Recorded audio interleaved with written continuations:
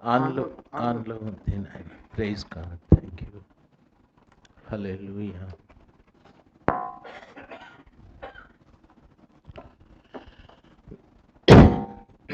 సరే, కృపగల దేవుని ప్రశస్త నామమున ఈ ఈ సాయంకాల సమయం అందు ఈ స్థలంలో కూడి ఉన్న ప్రభు బిడ్డలు మీ అందరికీ నా హృదయపూర్వకమైన ధన్యవాదాలు. రోజు మీరు ఈ స్థలంలో కూడుకుంటున్నందుకే స్తోత్రాలు. మీరు ప్రార్థన చేసేటప్పుడు చేసే ప్రార్థనలో నన్ను బలపరచమంటారు, తర్వాత నాకు ఆత్మనిమ్మంటారు, తర్వాత లోతైన మర్మాలు చెప్పించండి అంటారు. నేను ప్రార్థన చేసుకొని వచ్చినాను. మీరు బలపడాల. మీ జీవితంలో లోతైన అనుభవాల్లోకి మీరు వెళ్ళాలి. మీరు ఆత్మీయంగా బలపడాలి. ప్రార్థన చేయమంటే ఆ బేస్ తగ్గించేసేయను, తగ్గించి పూర్తిగా తగ్గించి ప్రార్థన చేయమంటే మనం చాలామంది ఏదో నా కోసం చేస్తూ ఉంటారు. లేదు, ప్రభు అందుకే ఒక మాట అన్నాడు. ఒక అమ్మ యేసయ్య దగ్గరికి వచ్చి ఏడిస్తే, అమ్మ నా కొరకు కాదు, మీకోసం మీ పిల్లల కొరకు ఏడవండి అని చెప్పారు. మనము ప్రభు సన్నిధానంలోకి వచ్చినప్పుడు నేను బలపడాలనే ఆ మంచి ఆలోచన ఉండాలి. Praise the Lord, praise the Lord, praise the Lord. Sound తగ్గిపోయింది చూడండి. నేను praise the Lord, praise the Lord, praise God. చాలన్నా, ఇంకొంచెం పెట్టండి. Praise the Lord. Hallelujah. Praise the Lord. తమ్ముడు మీకు తెలుసా?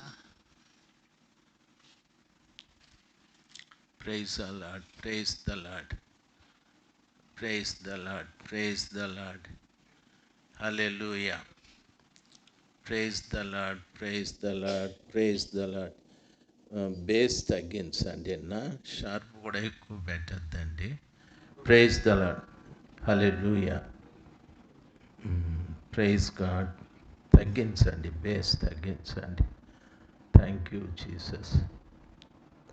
హల్లెలూయా. బేస్ ఉంటే ఇది డుప్ డుప్ అని సౌండ్ వస్తుంది.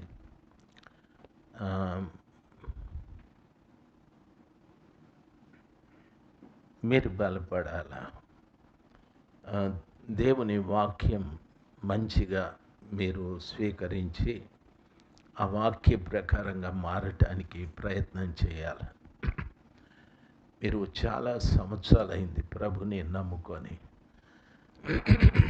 మిమ్మల్ని అడిగితే చెప్తారు, మేము 10 సంవత్సరాలైంది యేసు ప్రభుల వారిని నమ్ముకొని, 15 సంవత్సరాలైంది ప్రభుని నమ్ముకొని అని.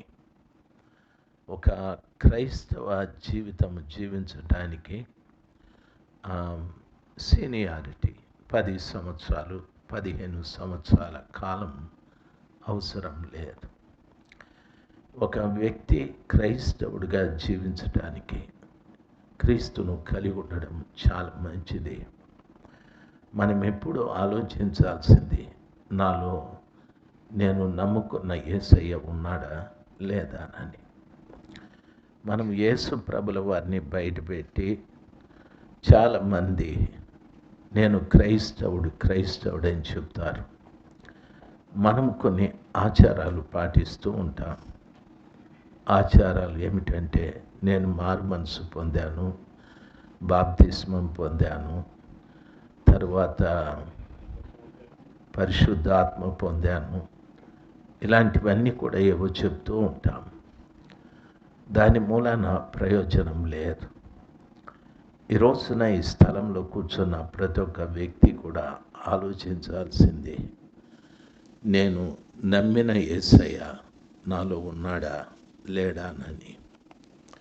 నేను నమ్మిన యేసయ్య నాలో లేకపోతే నేను మామూలు వ్యక్తినే. ఎలాగ నేను ముందు ఎలాగ నేను జీవిస్తూ ఉంటేనో అదే విధంగా ఇప్పుడు నేను జీవిస్తూ ఉంటాను. క్రీస్తుని నిజంగా నమ్మిన తర్వాత బైబిలు ఈ రీతిగా సెలవిస్తుంది. మీరు బైబిల్ ఉంటే యోహాను సువార్త 3వ అధ్యాయం 16వ వచనంలో ఈ రీతిగా చెప్పబడి ఉంది. యోహాను సువార్త 3వ అధ్యాయం 16వ వచనం, దేవుడు లోకమును ఎంతో ప్రేమించాను. నేను చదువుతాను. కాగా ఆయన తన అద్వితీయ కుమారునిగా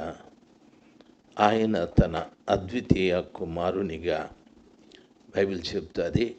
కాగా ఆయన తన అద్వితీయ కుమారునిగా పుట్టిన వాని యందు విశ్వాసముంచు ప్రతివాడును నశింపక నిత్య జీవము పొందునట్లు ఆయనను అనుగ్రహించను అని చెప్తాడు. ఈ మాట నన్ను బాగా గమనించాలి. దేవుడు లోకాన్ని ప్రేమించింది వాస్తవమే. ఆ లోకాన్ని ప్రేమించిన తరువాత ఆయన అద్వితీయ కుమారునిగా పుట్టిన వాని యందు విశ్వాసముంచు ప్రతి వాణిని, ఈరోజు ఈ స్థలంలో ఉన్న ప్రతి బిడ్డ అంటారు, నేను ప్రభునందు విశ్వాసం ఉంచాను అని ప్రతి బిడ్డ చెప్తారు. విశ్వాసముంచు ప్రతి వాడును నశింపక నిత్య జీవం పొందినట్లు ఆయనను అనుగ్రహించను అని అంటాడు. ఈ రాత్రి సమయమందు మనం ఆలోచించవలసిన విషయం, ఆ కృప కలిగినటువంటి దేవుడు మనం ఎప్పుడైతే విశ్వసిస్తామో మనము నశించకుండా ఉండటానికి ఆయన నిత్య జీవమును మనకు అనుగ్రహించాడని వాక్యం సెలవిస్తుంది. ప్రతివాడు నశింపక అంటే ఎప్పుడు క్రీస్తునందు మనం విశ్వాసం ఉంచుతామో ఆ కృపగల దేవుడు మనము నిత్య జీవం పొందునట్లు నాశనమును మనలో నుండి తొలగించి ఆయనను అనుగ్రహించాను. ఎవరిని మనం విశ్వసించామో ఆయనను అనుగ్రహించాను అంటే ప్రభుని నీవు పొందుకున్నావని అర్థం. దేవుని పిల్లలు గమనించాల్సింది, ప్రభుని ఇప్పుడు నేను చూసుకోవాలి. ఇప్పుడు జీవించేది నేను కాదు, నాలో జీవించేది క్రీస్తే. ఎప్పుడు నేను ప్రభుని అంగీకరించాను, నాశనం నాలో నుండి తొలగించబడి నిత్య జీవమైన క్రీస్తు ప్రభుల వారిని పరలోకపు తండ్రి విశ్వసించిన వారికి అనుగ్రహించాడు. ఆ యేసుని నేను కలిగి ఉండాలి. అందుకే పౌలు అంటాడు, నా మటుకైతే బ్రతుకుట క్రీస్తే, సావైతే లాభమని.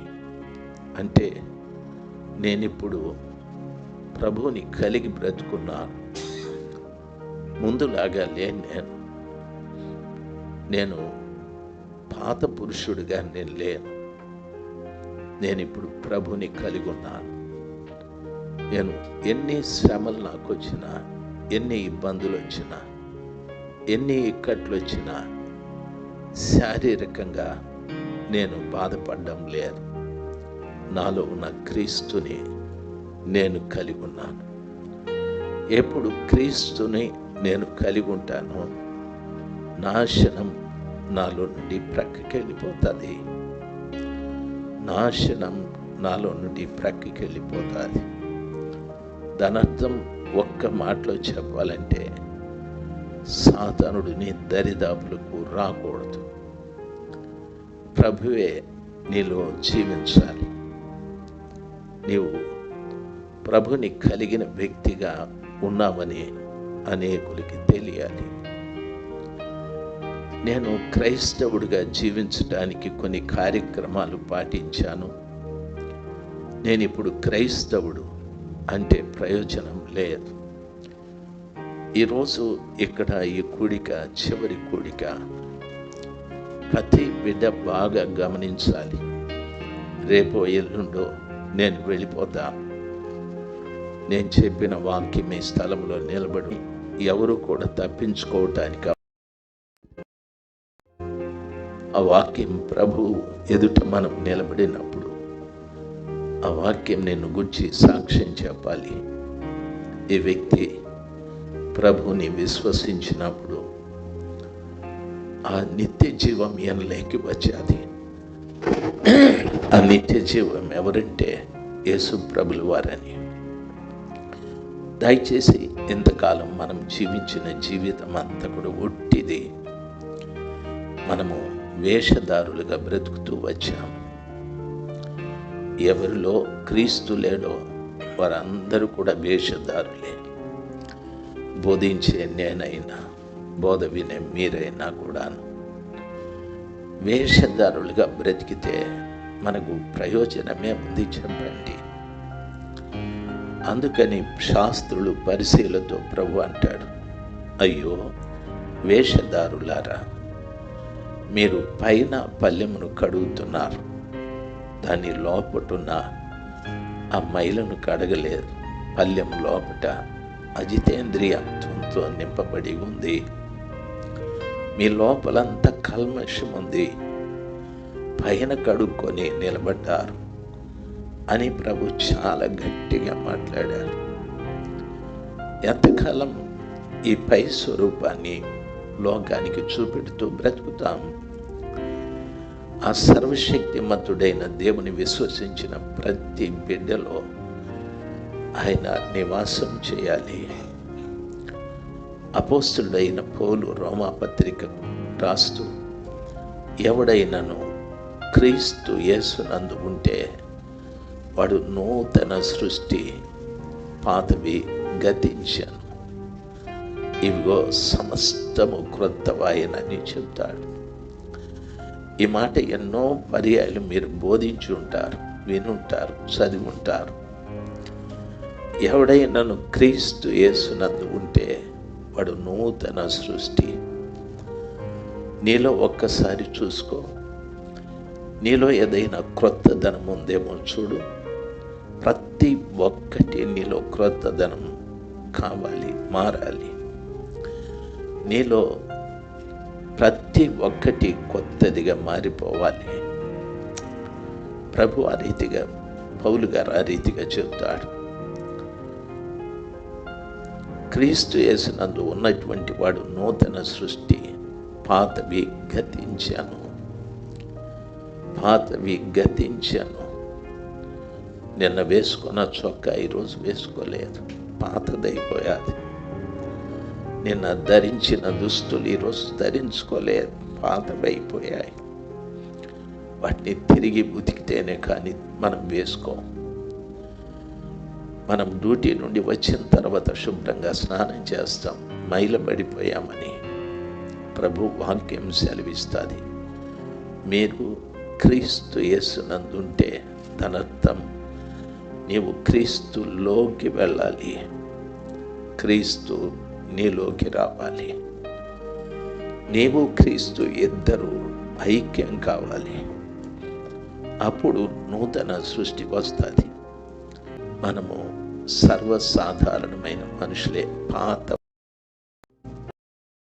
మనలో క్రొత్తదనం లేదు. ఎన్నో సంవత్సరాల నుండి ప్రభు ఆ బయట నిలబడి నిన్ను చూస్తూ ఏడుస్తూ ఉన్నాడు. ఎందుకు మీరు వస్తున్నారు నా సన్నిధానంలో? నా సన్నిధానంలోకి రమ్మన్న వాడు ఎవరు మిమ్మల్ని? నా పరిశుద్ధ స్థలము త్రొక్కుటకు మీకు ఎవరు అధికారం ఇచ్చారు? మీరు ప్రార్థించినప్పుడు నేను మిమ్మల్ని చూడను, నా చెవులు కప్పుకుంటాను. నా సన్నిధానంలోకి వచ్చినప్పుడు నేను నా కళ్ళు కప్పుకుంటాను. యెషయాలో ఈ మాట చెప్పాడు. ఎన్నో పర్యాయాలు ప్రభుల వారు నీవు పాడేటప్పుడు కానీ, ప్రార్థించేటప్పుడు కానీ, వాక్యం బోధించేటప్పుడు కానీ, వాక్యం వినేటప్పుడు కానీ నీవు పాత మనిషివని ప్రభులు వారు తెలిసి నిన్ను వదిలిపెట్టి దూరంగా వెళ్ళిపోయి ఆయన ఏడుస్తూ ఉంటాడు. నేను ఏడిస్తే ఈ శరీరంతో ఉన్నాను, శబ్దం వస్తుంది. ఆయన ఆత్మస్వరూపి. ఆయన ఏడిస్తే నీకు వినిపించదు. ఆ విషయాన్ని అపోస్తలుడైన పౌలు గారు చెప్పారు. ఆత్మని దుఃఖపరచకండి, ఆత్మను ఆర్పకండి అని. సంవత్సరాలు జరిగిపోతూ ఉన్నాయి. కనీసం మనలో ఆ క్రొత్తదనమేమీ కనిపించలేదు. అవే మాటలు, అవే క్రియలు, అవే ఆలోచనలు, అవే తలంపులు, అదే ప్రవర్తన. కాకపోతే ఒక వేషాన్ని వేసుకొని బ్రతుకుతూ ఉన్నా. ఎంతకాలం ఈ వేషాన్ని వేసుకొని బ్రతుకుదాం? ఈ వేషం తీసివేయాలనే ఆలోచన ఎప్పుడూ కలగలేదా? ఆ ఆలోచన నీకు రాకపోవటానికి గల కారణం నీవింకా క్రీస్తులోకి వెళ్ళలేదు. క్రీస్తు నీలోకి రాలేదు. నేను చక్కగా వాక్యాలు చెప్పచ్చు, దానివల్ల ప్రయోజనం లేదు. ప్రభు నన్ను గమనిస్తూ ఉంటాడు. నిజంగానే ఈ వ్యక్తిలో మార్పు ఉందా లేదా? ఆ వ్యక్తి నన్ను స్వీకరించాడా? నేను ఆ వ్యక్తిలో ఉన్నానా? దయచేసి గమనించాలి. క్రైస్తవం అనేది ఆచార సంబంధమైన కార్యాలు కాదు. క్రైస్తవ్యం అనేది వాస్తవానికి మాది ఈ మందిరం, మాది ఆ మందిరం అని తెగలుగా విభాగించబడ్డం కాదు. క్రైస్తవ్యం అనేది ఏదో కొన్ని సిద్ధాంతాలు మన సంఘంలో ఏర్పాటు చేసుకొని ఈ పద్ధతి ప్రకారంగా ఉంటేనే పరలోకానికి వెళ్తాము అనేది కాదు. సిద్ధాంతాలు కానీ, ఆచారాలు కానీ, సాంప్రదాయాలు కానీ యేసు ప్రభుల వారికి సంబంధించినవి కాదు. యేసు ప్రభుల వారు నిత్య జీవం. ఆయన యందు విశ్వాసం ఉంచిన కారణాన ఆ పరలోకపు తండ్రి ఆ నిత్య జీవాన్ని మనకు అనుగ్రహించి నాశనాన్ని మన ప్రక్క నుండి తోసివేశాడు. ఎప్పుడు క్రీస్తు మనలోకి వస్తాడో, ఎప్పుడు క్రీస్తు మనలో జీవించడం ప్రారంభిస్తాడో అప్పుడు వాస్తవంగా నీవు కానే కాదు. నీ చూపు వేరు, నీ మాటలు వేరు, నీ ప్రవర్తన వేరు, నీ ఆలోచనలు వేరు, నీ తలంపులు వేరు. ఎందుకంటే నిత్య జీవమైన క్రీస్తుని యేసయ్య దేవుడు మనకు అనుగ్రహించాడు. ఈ రోజున ఈ స్థలంలో కూర్చున్న ప్రతి బిడ్డ ఆలోచించాలి. మన పూర్వీకుల్లో కూడా భక్తులు చాలా మంది ఇజ్రాయేలీయులను ఐగుప్తు నుండి నడిపించినటువంటి మోషే ఎర్ర సముద్రం దగ్గరికి వచ్చాడు. అక్కడికి వచ్చిన తర్వాత వెనకల ఐగుప్తీయులు 600 రథాలతో తరుముకుంటూ వస్తున్నారు. పెద్ద ధూళి పైకి లేస్తూ ఉంది. ఇశ్రాయేలు ప్రజలు అది చూసి మోషే మేము చనిపోతే సమాధులు ఐగుప్తులో లేవా? మమ్మల్ని ఇక్కడికి తీసుకొచ్చి మధ్యాంతరాన్ని చంపేస్తున్నామని ఆయన మీద సణిగారు, ఆయన మీద గోణిగారు, ఆయన వ్యతిరేకించారు, తిరుగుబాటు చేశారు, రాళ్లతో కొడతామన్నారు. ప్రజలు ఐగుప్తీయుల్ని చూస్తూ ఉన్నారు, మోషే ప్రభువుని చూస్తూ ఉన్నాడు. ఎందుకంటే ప్రభువుని ఆయన కలిగి ఉన్నాడు కాబట్టి.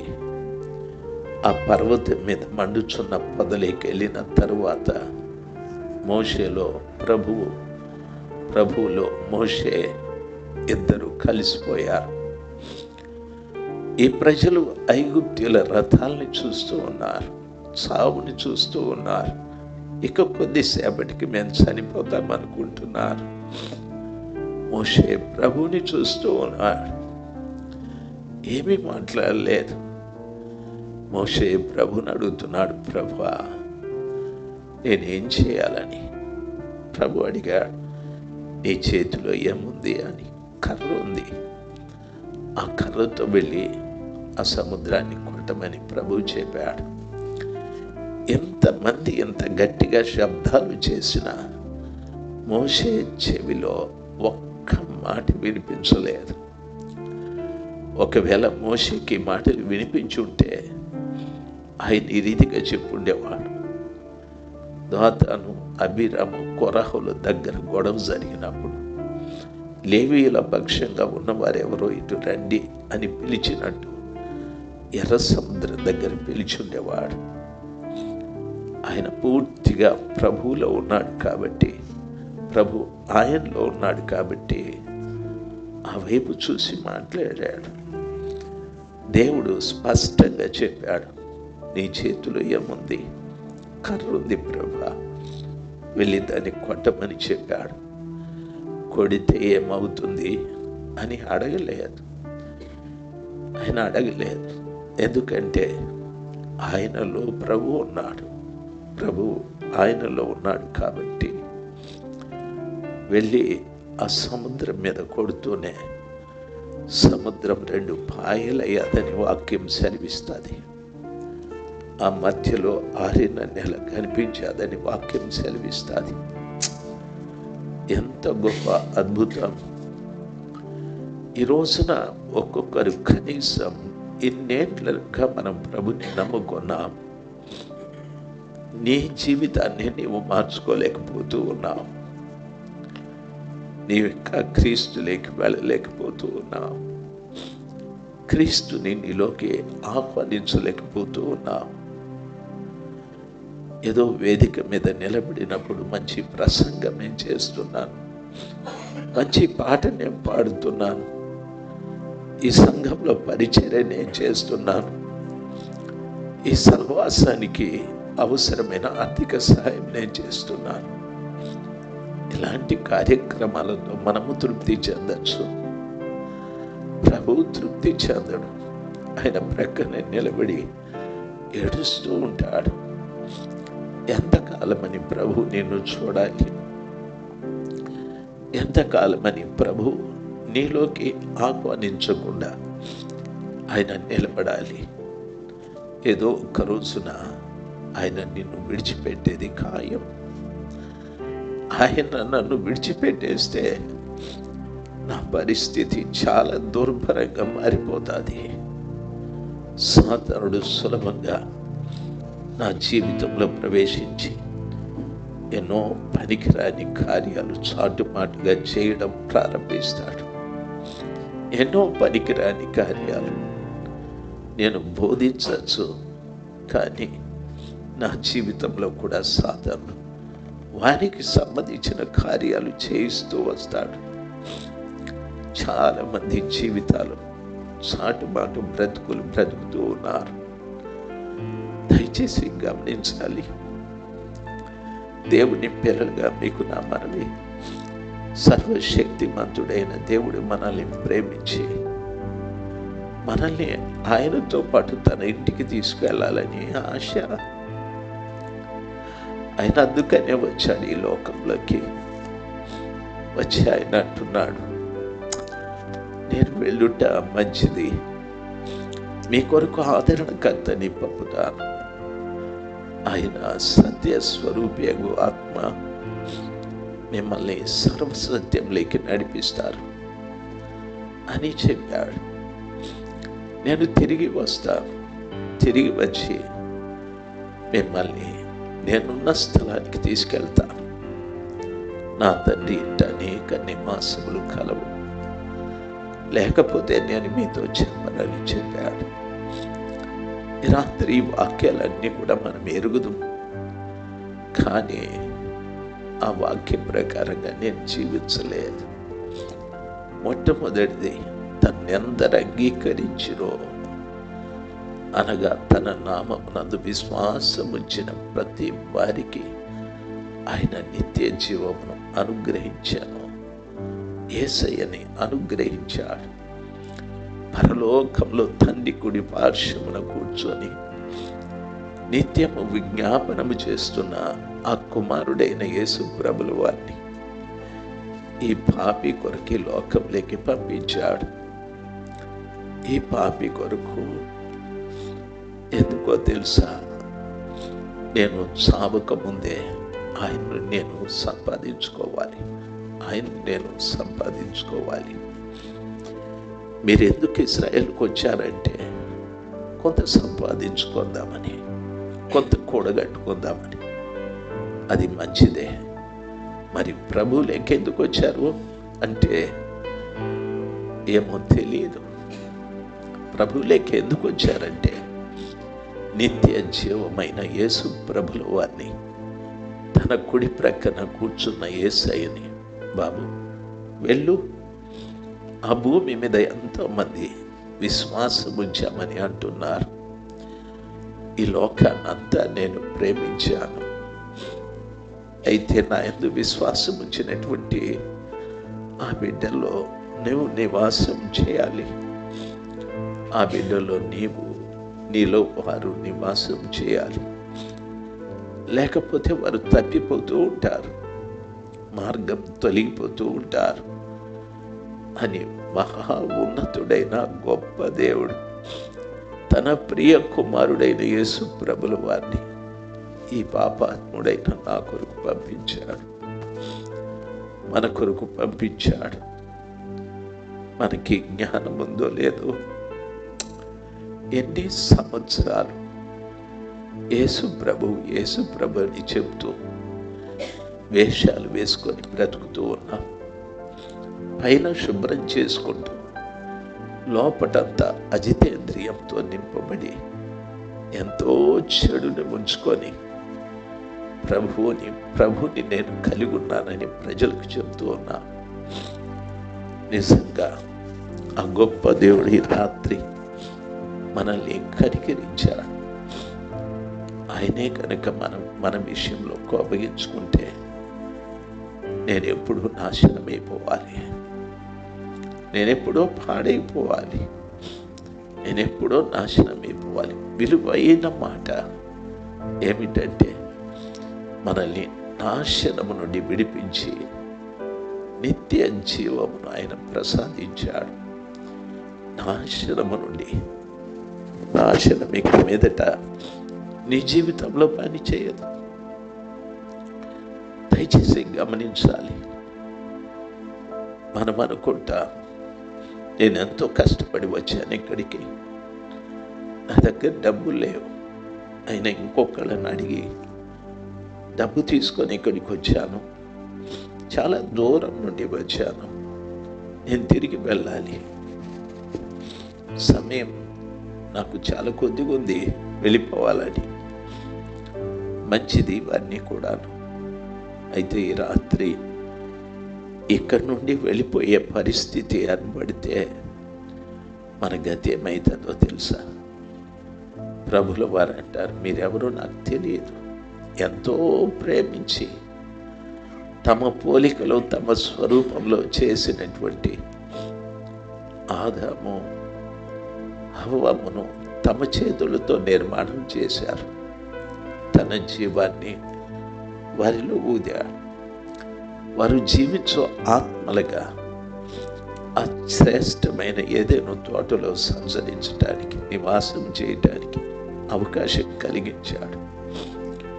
ఒక్కరోజు కాదు, ఎన్ని రోజులు వారు ఏదేంలో ఉన్నారో అన్ని రోజులు ఆయన వారి దగ్గరికి వస్తూ పోతూ ఉండేవాడు, మాట్లాడేవారు.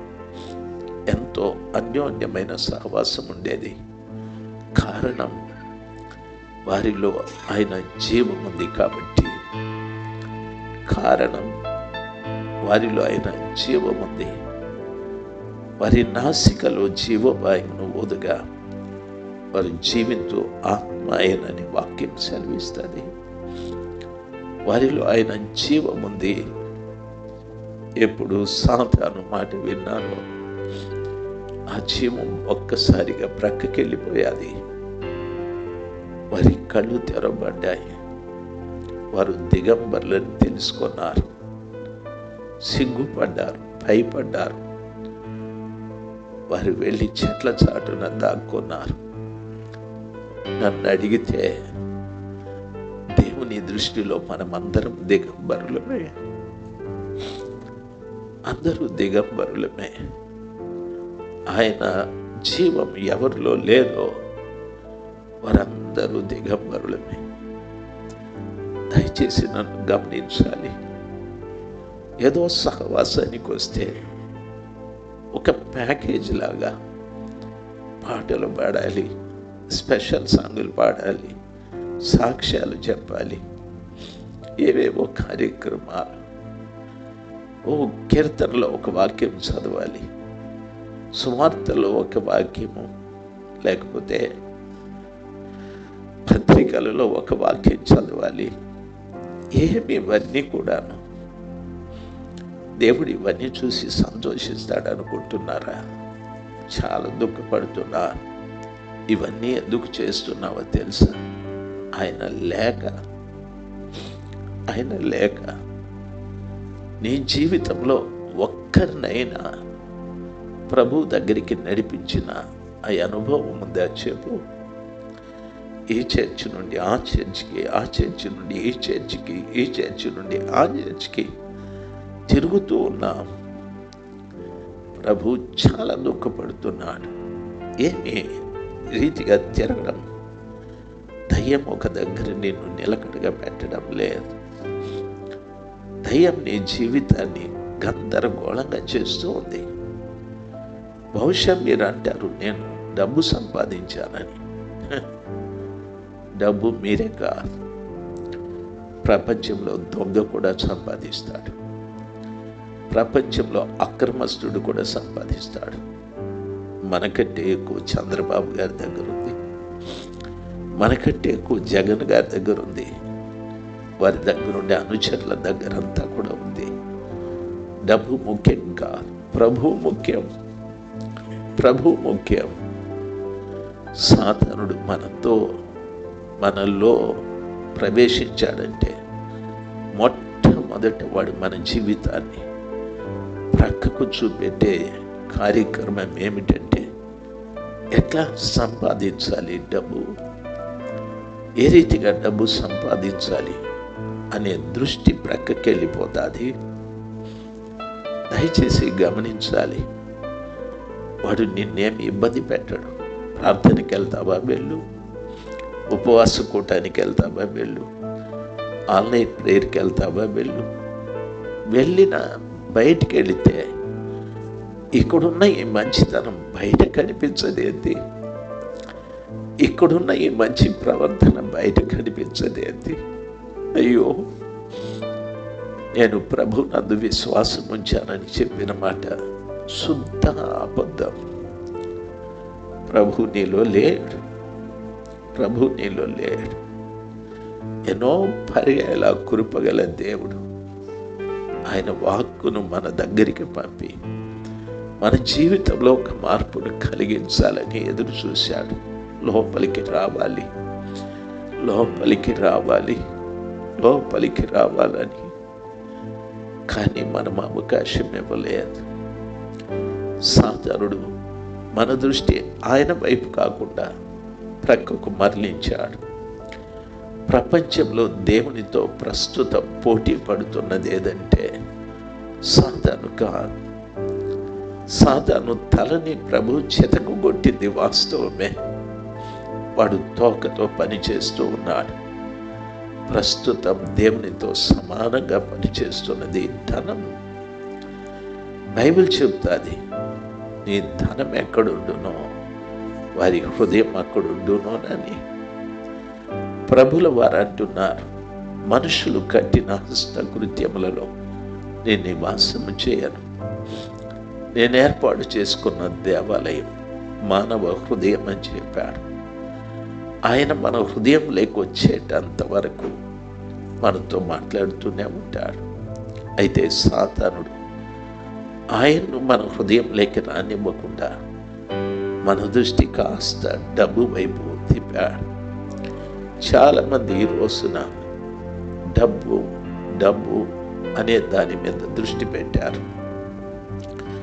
డబ్బు సంపాదించాం, ఇంత డబ్బు సంపాదించాం, తృప్తి కలగలేదు. ఎందుకు? ఇంత డబ్బు సంపాదించాం, తృప్తి కలగలేదు. ఎందుకు? ఇంత డబ్బు సంపాదించాం, తృప్తి కలగలేదు. ఎందుకు? దయచేసి గమనించాలి. ఈ డబ్బుని అలాగ నీ దగ్గర చేర్చి డబ్బు వెనకల ఎవరిని ముంచుతాడో తెలుసా? ఓ స్త్రీని ముంచుతాడు. డబ్బు వెనకల స్త్రీ ఉంటుంది, డబ్బు వెనకల ఒక పురుషుడు ఉంటాడు. ఎందుకంటే ఎంత కాలం నుండి నువ్వు ఎక్కడున్నా లేక ఇంటి దగ్గరున్నా నీలోకి ప్రభులు వారిని ఆహ్వానించలేదు, ప్రభులు వారికి చోటు ఇవ్వలేదు. అందుకని సాతానుడు సులభంగా నిన్ను ప్రక్కదారి పట్టించడానికి డబ్బు వైపు చూపెట్టాడు. ప్రతి మనిషి ఆలోచించాల్సింది, ఈ ఓ స్త్రీ ఉంది, డబ్బు వెనకల ఒక పురుషుడు ఉన్నాడు. ఈ డబ్బు మన దగ్గరికి చేరిన తర్వాత ఆ చాటునున్న స్త్రీ వాడి జీవితంలోకి ప్రవేశిస్తుంది. ఆ చాటునున్న పురుషుడు ఆమె జీవితంలోకి ప్రవేశిస్తాడు. లైంగికమైన చింతనలతో వారు బ్రతకవలసి వస్తుంది. దేవుని కొరకు కాదు వారి ప్రాణం ఆరాటపడేది. ఆ స్త్రీ కొరకు, ఆ పురుషుడి కొరకు ఆరాటపడుతూ ఉంటారు. చేతిలో ఈ గ్రంథం ఉంటుంది. దయచేసి గమనించాలి. లేదా సెల్ ఫోన్లో కూడా ఉంటుంది. మనం చూసినప్పుడు ఈయన ప్రతిరోజు క్రమంగా వస్తున్నాడు ప్రార్థనకని అంటూ ఉంటాం. క్రమంగా రావడం కాదు, ఆ కృపగల దేవుని నా జీవితంలోకి నేను ఆహ్వానించానా లేదా అనేది చాలా ప్రాముఖ్యమైన సమాచారం. ఈ విలువైన మాట చాలా మందికి తెలియడం లేదు. దేవుడు లోకాన్ని ప్రేమించాడని ఆ కింద ఉన్నటువంటి వాక్యాన్ని మర్చిపోతూ ఉన్నారు. ఎందరూ ఆయనను విశ్వసించిరో, అనగా తన నామమునందు విశ్వాసం ఉంచిన ప్రతి వారిలో నిత్య జీవాన్ని ప్రసాదిస్తాడు, వారిలో నుండి నాశనం తొలగిస్తాడని.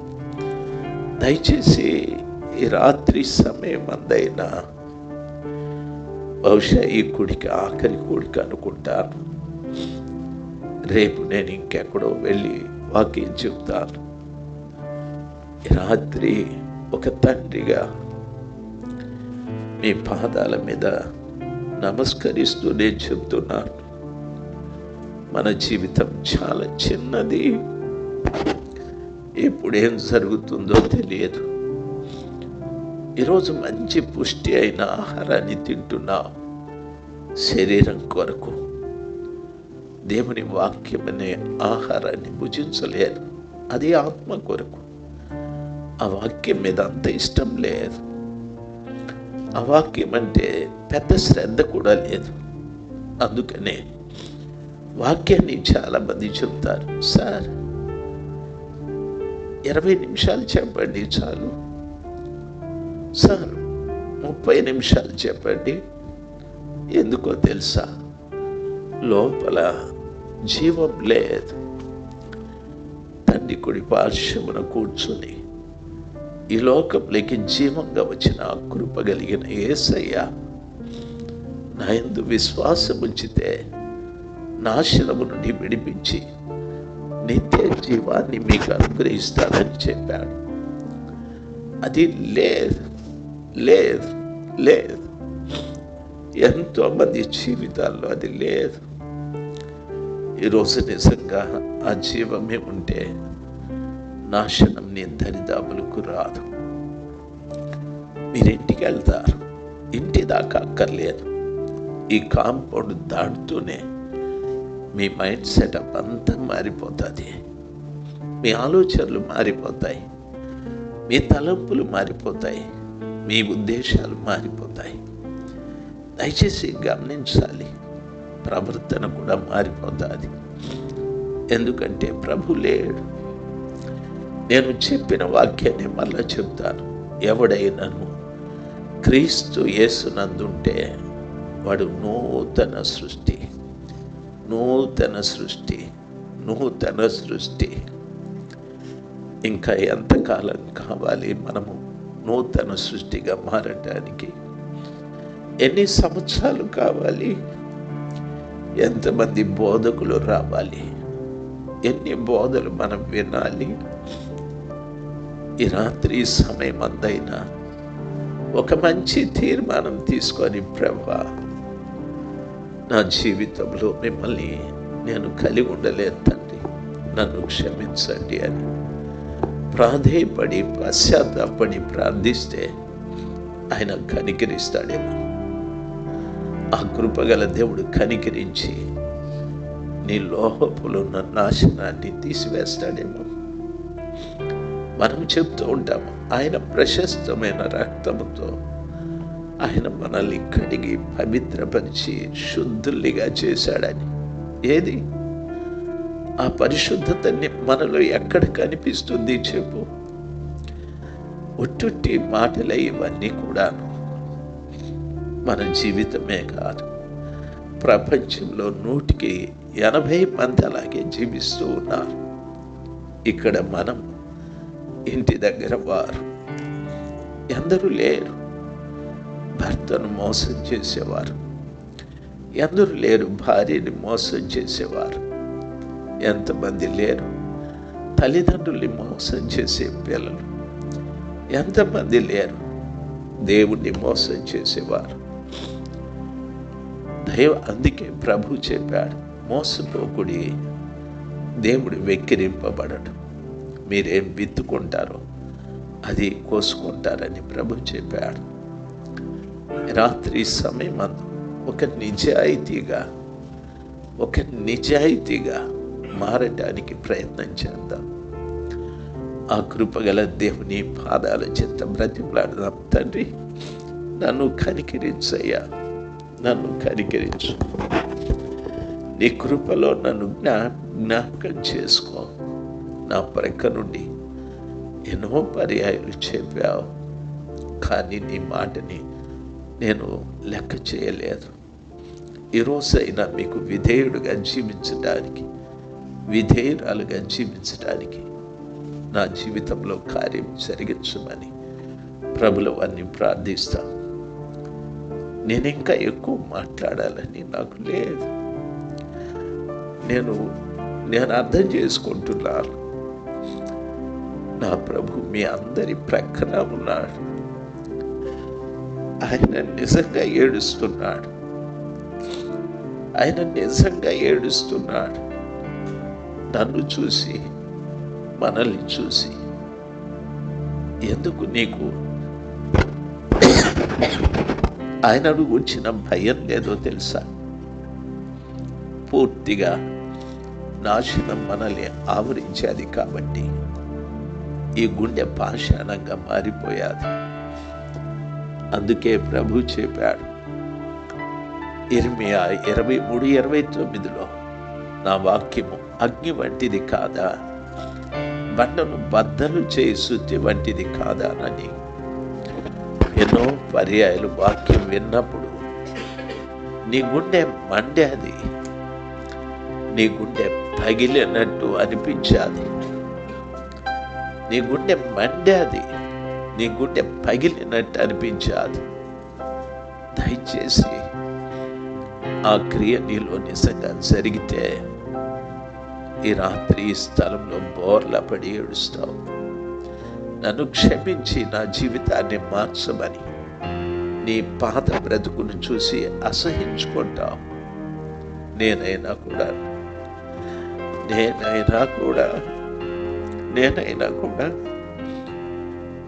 నా జీవితంలో ప్రతిరోజు కూడా నన్ను నేను చూసుకోవటానికి ప్రభు నాకు సహాయం చేస్తున్నాడు.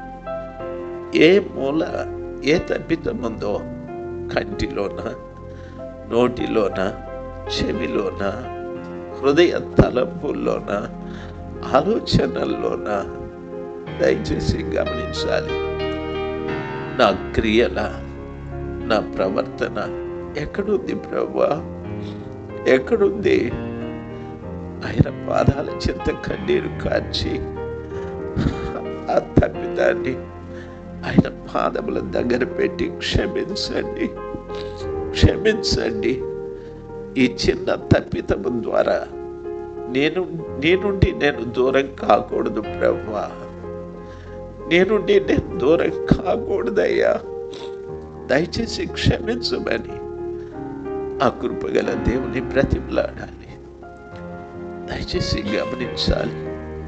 మీకు వాస్తవంగా సమయం తక్కువ, పని ఎక్కువ అయినా కొంచెం సమయమైనా సరే ఆయన పవిత్రమైన పాదాల చెంత నిష్కలంకంగా మనము కావటానికి, నిర్దోషులుగా కావటానికి, పరిశుద్ధులుగా కావటానికి ఆయన పాదాల చెంత కన్నీరు కారుస్తూ ఈ లోపట ఎక్కడ ఏ మూల ఏ దరిద్రమైన పాపం దాగుందో దాని విషయమై ఆయన పాదాల చెంత మొరపెట్టాలి.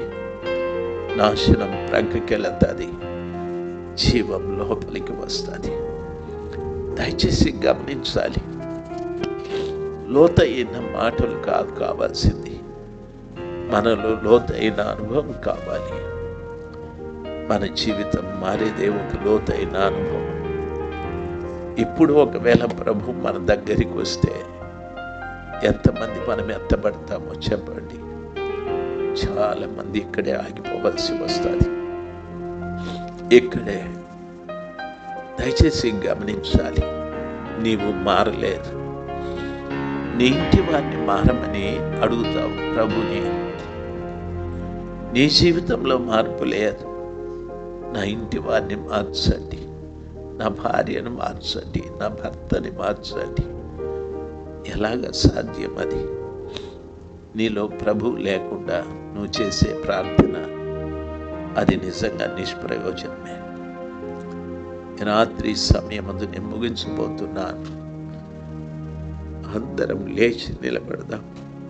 లేచి నిలబడి నిజాయితీగా ప్రభు పాదాల చెంత అడుగుదాం.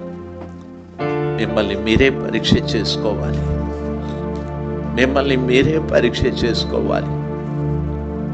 నాలో ప్రభు ఉన్నాడా లేడా? నేను ఊరకనే వేషం వేసుకొని వస్తున్నానా? ఆ దినమున శాస్త్రుడు పరిశీలనను చూసి వేషధారులారా అన్న ప్రభు పరిశుద్ధాత్మ దేవుడు ఈ రోజున నన్ను చూసి వేషధారి అని నన్ను అనకూడదు, నన్ను అనకూడదు, నన్ను అనకూడదు. నేను హృదయపూర్వకంగా యేసయ్యా మీరు నాకు కావాలి, నేను మీ అందు విశ్వాసం ఉంచాను, విశ్వాసం ఉంచిన ప్రతి వానికి నిత్య జీవం ఇస్తానని చెప్పారు. మీరు మాట తప్పరయ్యా. ఏదేనులో ఆదాము హవ్వల్లో నిత్య జీవం ఉన్నంత వరకు మీరు వాళ్ళతో కలిసి నివాసం చేశారు. వారు పోగొట్టుకున్న తర్వాత నిర్దాక్షిణ్యంగా వారిని శపించి బయటికి పంపేశారు. ప్రభు లేకపోతే మనము శాపంలో బ్రతుకుతున్నట్టే, శాపంలో బ్రతుకుతున్నట్టే. డబ్బు సంపాదించడం దేవునికి సంబంధించింది కాదు, ఉద్యోగం సంపాదించడం దేవునికి సంబంధించింది కాదు, కాదు, కాదు. కుటుంబాన్ని పోషించడం దేవునికి సంబంధించింది కాదు. ఒక భిక్షగాడు కూడా తన భార్య పిల్లల్ని పోషించుకుంటాడు. దయచేసి గమనించాల్సింది, యేసయ్యా నాలో క్రొత్త ధనం దయచేయి, నీ అందు నేను, నా యందు మీరు నిలిచి ఉండాలి స్వామి, నిలిచి ఉండాలి స్వామి. నాలో నూతన సృష్టి కలగాలి ప్రభువా, నాలో నూతన సృష్టి కలగాలి. ఇంతకాలం నేను పాటించిందే భక్తి అనుకున్నాను, కానీ ఈరోజు నాకు అర్థమయ్యాది స్వామి, మీరు లేని జీవితం అంతా శూన్యమేనని. మీరు లేని జీవితం శూన్యం, ఒక చీకటి బ్రతుకయ్యాది. దయచేసి నా పట్ల కనికరాన్ని చూపెట్టండి ప్రభువా. యేసయ్యా, యేసయ్యా, యేసయ్యా ప్రభువా, ప్రభువా, ప్రభువా, ప్రభువా. ఆ పాపిని నేనే తండ్రి, ఆ పాపిని నేనే ప్రభా. ఎన్నో సంవత్సరాల నుండి ప్రభా మీరు నాకు దూరంగా బ్రతుకుతూ ఉన్నారయ్యా. నేనేదో మిమ్మల్ని కలిగినట్టు నటిస్తున్నాను స్వామి, నన్ను క్షమించు, నన్ను క్షమించు, నన్ను క్షమించు.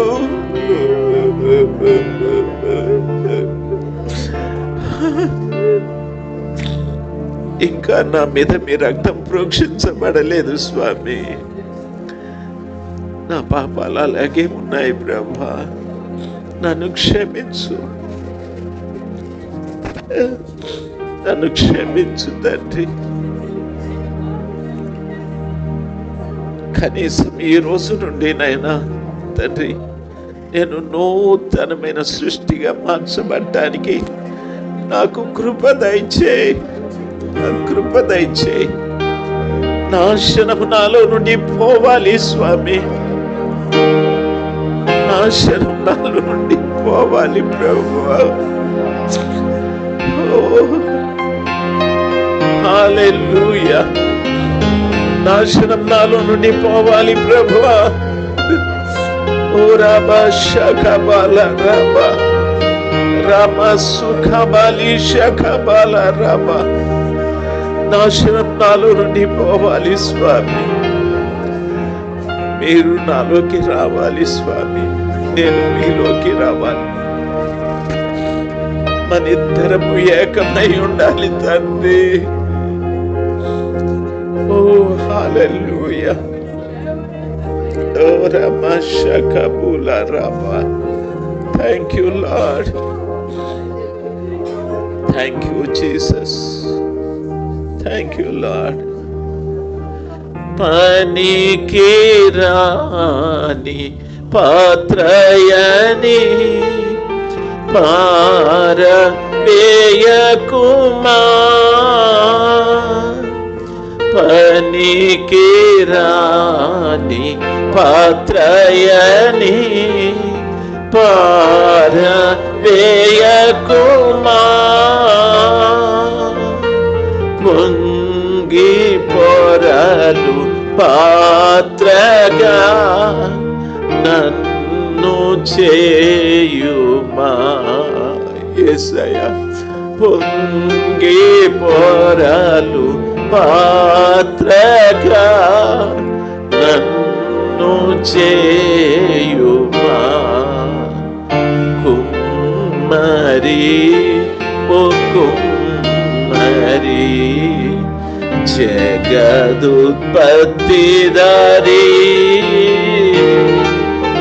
చీకట మన్నైన నా వంక చల్లంగా చూడుమయ్యా. చీకట మన్నైన నా వంక చల్లంగా చూడుమయ్యా. కృపగల మా తండ్రి, మీరు నాతో చెప్పిన విషయాలు మీ బిడ్డలతో చెప్పాను స్వామి. నేను నిష్ప్రయోజకుడైన దాసుడనని ఎరుగుదును. వీరి కొరకు నేను చేయగలిగింది ఏమీ లేదు ప్రభా. ఏదైనా మీరే చేయాలి స్వామి, ఏదైనా మీరే చేయాలి, ఏదైనా మీరే చేయాలి.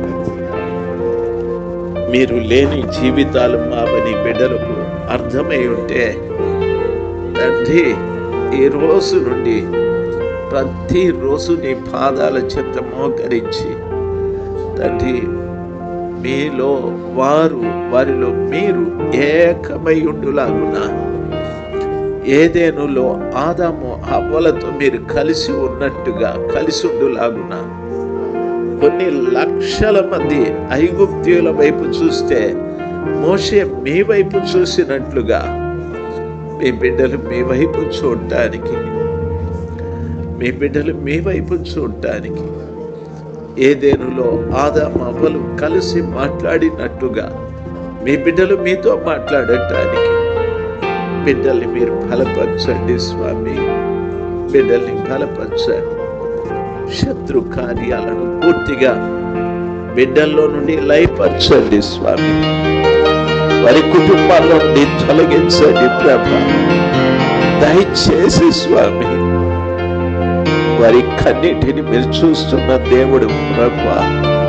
ఓ నిజమైన పశ్చాత్తాపం, ఓ నిజమైన పశ్చాత్తాపం, ఓ నిజమైన పశ్చాత్తాపం బిడ్డలో మీరు కలిగించినందుకై స్తోత్రాలు.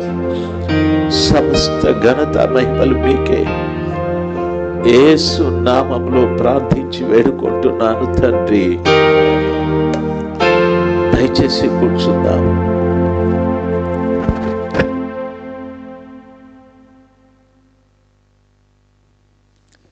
ప్రియులారా, ఒక్క విషయాన్ని నేను మీతో చెప్పాలి. మీలో ఎవరైనా ఇంకా వాక్యాలు బాగా విని బలపడాలి అనుకుంటే ఇమ్మాన్యుయల్ మినిస్ట్రీస్ పలమనేర్ అని కొడితే పాస్టర్ వేదనాయకం గారి ప్రసంగాలు మీరు వినొచ్చు. ఇమ్మాన్యుయల్ మినిస్ట్రీస్ హైదరాబాద్ అని మీరు యూట్యూబ్లో సబ్స్క్రైబ్ చేసుకుంటే దైవ సేవకులు జెర్మయా గారి ప్రసంగాలు వినొచ్చు.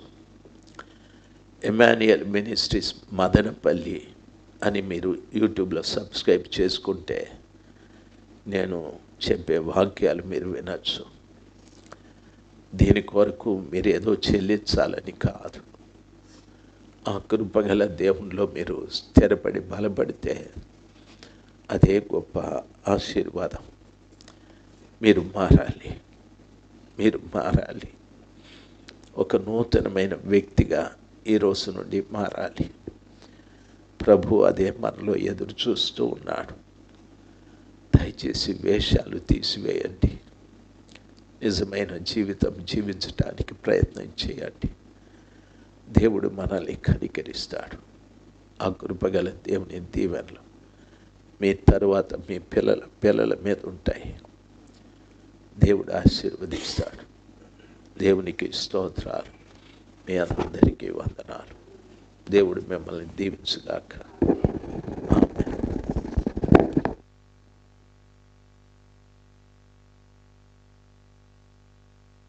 దేవుని నామానికి మహిమ కలుగును గాక. హల్లెలూయా, హల్లెలూయా. మరి ఇంతవరకు చక్కటి వర్తమానం అందించిన దైవ సేవకులకి కూడిక తరపున ప్రత్యేకమైన వందనాలు తెలియజేస్తున్నాను. మీ వచ్చిన మీ అందరికీ కూడా ఈ కూడిక తరపున ప్రత్యేకమైన వందనాలు తెలియజేస్తున్నాను. మళ్ళా రేపు ఇదే విధంగా 9 గంటలకి యొక్క కూడిక ఉంటుంది. అందరూ కూడా ఇవాళ వచ్చిన వాళ్ళందరూ కూడా దయచేసి వచ్చి దేవుని యొక్క శక్తి చేత నింపబడి, వాక్కు చేత నింపబడి మన జీవితాలను మార్చుకుని ప్రభు కొరకు సిద్ధపరచుకుందాం. అలాగే శనివారము మిస్పా ప్రేయర్ టవర్ టూర్ కూడా ఏర్పాటు చేయడం జరిగింది. ప్రియులారా, అందరూ కూడా గమనించండి. శనివారం జరిగే టూర్లో మరి దైవ సేవకులు రాజశేఖరయ్య గారు మనతో ఉంటారు. ఆ ప్రదేశాలను గురించి చక్కటి వివరణ ఇవ్వడానికి దైవ సేవకులు మనతో ఉన్నారు కనుక ఆ ప్రదేశాల గురించి చక్కటి వివరణ ఇచ్చి మనందరినీ బలపరుస్తారు కనుక మీరు అందరూ కూడా రండి. దాగోను గుడి, అలాగే